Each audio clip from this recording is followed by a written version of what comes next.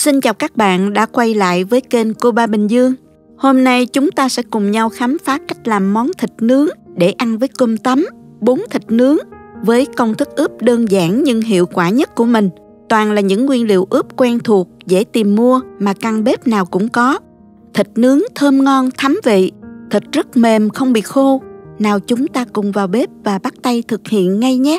Chúng ta có thể xem những thành phần nguyên liệu chi tiết, hình ảnh nguyên liệu cụ thể để thực hiện món này ở cuối video hoặc tham khảo những dụng cụ nhà bếp mình hay sử dụng bên dưới phần mô tả của video.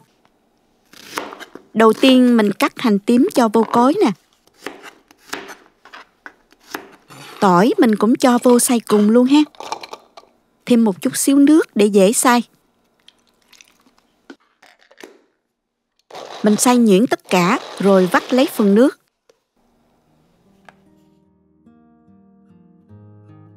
Thường khi ướp thịt nướng hoặc ram, mình hay ướp nước chứ không ướp phần xác, vì khi nướng rất dễ cháy đó các bạn. Hôm nay mình dùng thịt nạc vai để nướng nè. Ở Việt Nam thường gọi thịt này là nạc dăm cây. Đi chợ các bạn nói nạc dăm cây là người bán hiểu liền à. Thịt này có xen lẫn những gân mỡ bên trong, nên khi nướng thịt sẽ mềm và không bị khô. Miếng thịt này mình đã rửa với muối và giấm loãng, sau đó rửa lại nhiều lần nước cho sạch. Dùng khăn giấy bếp lau khô nước. Bây giờ mình cắt thịt ra nha. Mình cắt miếng dày khoảng 2 cm và cắt theo xứng ngang như thế này ha. Đừng cắt mỏng quá nha các bạn, không ngon đâu. Như vậy là vừa nè.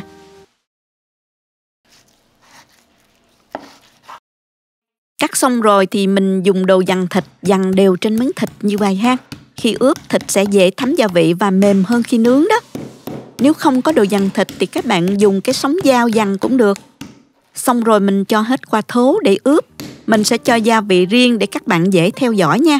Với 1 kg thịt thì mình cho vào chén gồm có nè, 1 muỗng cà phê bột nêm, 1 muỗng canh dầu hào, 1 muỗng canh rưỡi nước tương, 1 muỗng canh sữa đặc, 1 muỗng canh mật ong, nửa muỗng cà phê bột ngọt, nửa muỗng cà phê ngũ vị hương, nửa muỗng cà phê tiêu, 3 muỗng canh nước hành tỏi, 3 muỗng canh sốt ướp Hàn Quốc. Nếu không có thì các bạn thêm nửa muỗng canh nước tương là được ha. Khuấy đều lên. Xong rồi mình cho hết gia vị này vào trong thố thịt nè.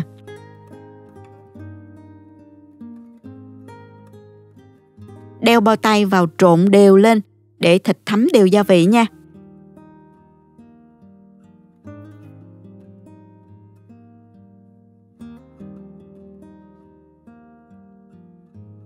Sau đó mình cho vào 1 muỗng canh dầu màu điều để tạo màu và thêm vào 3 muỗng canh dầu hành tỏi phi, trộn đều lên một lần nữa và để ít nhất là 1 tiếng để gia vị ngấm đều nha. Mình bọc lại và cho vào ngăn mát tủ lạnh để thịt được tươi. Nếu không gấp ăn thì các bạn nên thêm thời gian ướp từ 1 đến 4 tiếng nha. Sau 1 giờ ướp thì đã đủ ngấm rồi. Mình xếp thịt ra vỉ có lót giấy nhôm, cho vào nồi chiên không dầu.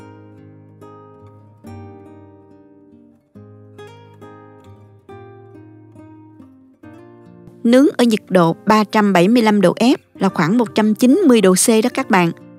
Mình nướng khoảng từ 6 đến 7 phút, sau đó mình lấy thịt ra. Trở thịt và nướng thêm 5 đến 6 phút nữa là được.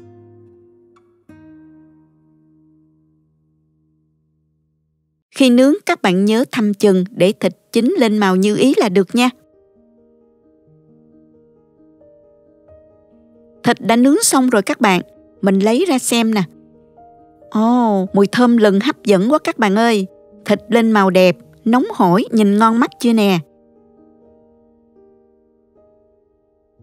Mình xếp thịt ra đĩa và thưởng thức thôi các bạn ơi. Sẵn tiện mình trang trí luôn một đĩa cơm sườn nướng nóng hổi nha. Thịt rất mềm, không bị khô, vị mặn vừa phải, hơi ngọt nhẹ và thơm lắm luôn. Công thức đơn giản, nguyên liệu không cầu kỳ nhưng thành phẩm cho ra tuyệt lắm luôn các bạn. Mình có thể ăn với cơm tấm, với bún đều hấp dẫn. Chúc các bạn làm món thịt nướng thật ngon cho gia đình yêu thương của mình. Chào tạm biệt và hẹn gặp lại các bạn trong video kỳ tới nha. Cảm ơn các bạn đã theo dõi video. Nếu thích cách mình chia sẻ, nhớ gửi cho bạn bè cùng xem, bấm like và đăng ký kênh để xem nhiều món ăn mới của mình. Nếu thấy video thực sự hữu ích, bạn có thể gửi tặng ekip thực hiện một ly cà phê bằng nút Super Thanks hình trái tim ngay bên dưới video. Các bạn cũng có thể truy cập website cobabinhdương.com để xem công thức nấu ăn dưới dạng bài viết. Chào tạm biệt và hẹn gặp lại các bạn trong video kỳ tới nha!